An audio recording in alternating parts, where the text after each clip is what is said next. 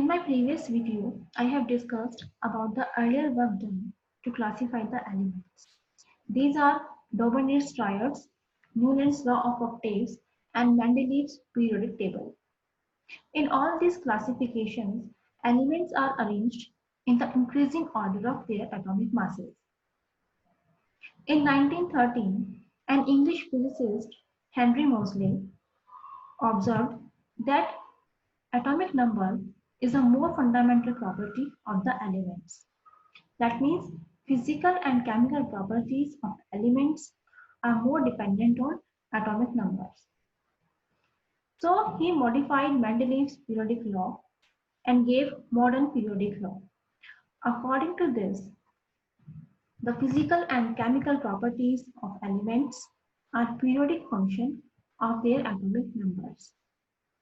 That means if elements are arranged in increasing order of their atomic numbers, then after a certain interval or after a certain period, physical and chemical properties of elements are repeated. Let's see modern periodic table. This is a modern periodic table. It is also called as long form of periodic table. Initially, in this table, there are groups which are classified as 1A, 2A, 3B, 4B like that. But in modern, it is revised from time to time. Now groups are numbered as 1, 2, 3, 4, 5 up to 18. In this table, there are 7 horizontal rows. These are called periods. These are 7 rows, 1, 2, 3, 4, 5, 6, 7. These are 7 periods. And there are vertical columns. These are groups. In this table, there are 18 vertical columns and these are numbered as 1, 2, 3, 4, 5, 6 up to 18. This is the 18th group. In this table, elements are arranged in the increasing order of their atomic numbers. In first period, there are 2 elements, hydrogen and helium.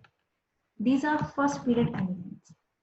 In second and third period, there are 8 elements each. In fourth and fifth period, there are 18 elements. In sixth and seventh period, there are 32 elements each. Here, 2 series, lanthanide series and actinide series, are placed at the bottom of the periodic table.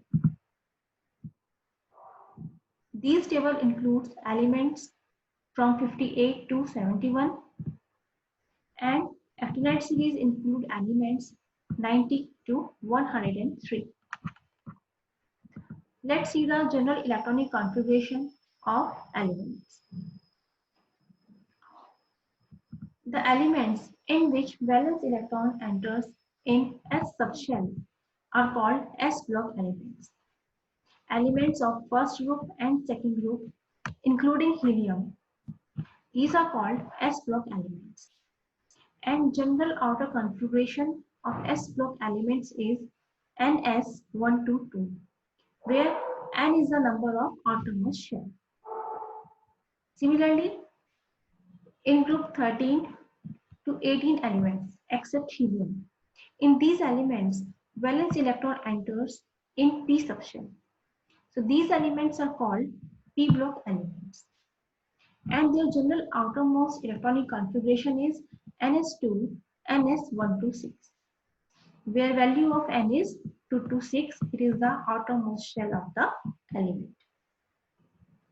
Similarly, from the group 3 to 12, valence electron enters in penultimate d subshell. Penultimate means n-1 d subshell. So these elements are called d block elements.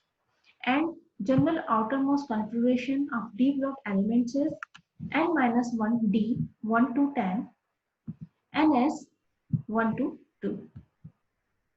Similarly, in these lanthanide series and actinide series, outermost electron, last electron enters in anti-penultimate, that means n-2 f subshell. So these elements are called f block elements. and their general outermost configuration is n-2 f1 to 14, n-1 d0 to 1, ns2.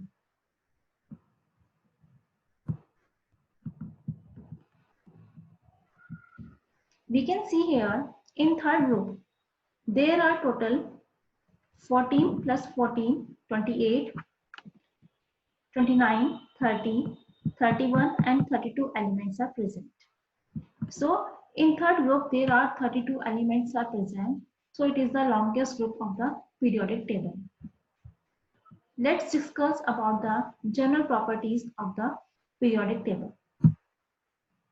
General trends in the properties of the elements. When we move from left to right in a period, then atomic size of the elements decreases. This is because when we move from left to right, then nuclear charge increases, but the number of outermost shell remains the same. So effective nuclear charge on the outermost electron increases. This is why atomic radius decreases. When we move from top to bottom in a group, the atomic radius increases. This is because when we move from top to bottom, atomic nuclear charge increases, but also number of outermost shell also increases. Because of this, effective nuclear charge on the outermost electron decreases. So atomic radius, when we move from top to bottom, atomic radius increases. Next is ionization energy. Ionization energy is the energy which is required to remove an electron from an isolated gaseous atom. So when we move from left to right in a period, so because of the decrease in atomic size, attraction of nuclear on the outermost electron is more. So more energy is required to remove an electron from the element. So ionization energy increases. Similarly, when we move from top to bottom in a group, ionization energy decreases. Next is electron affinity. When an electron is added to neutral gaseous atom, so energy change during this process is called electron affinity. So when we move from left to right in a period, electron affinity increases.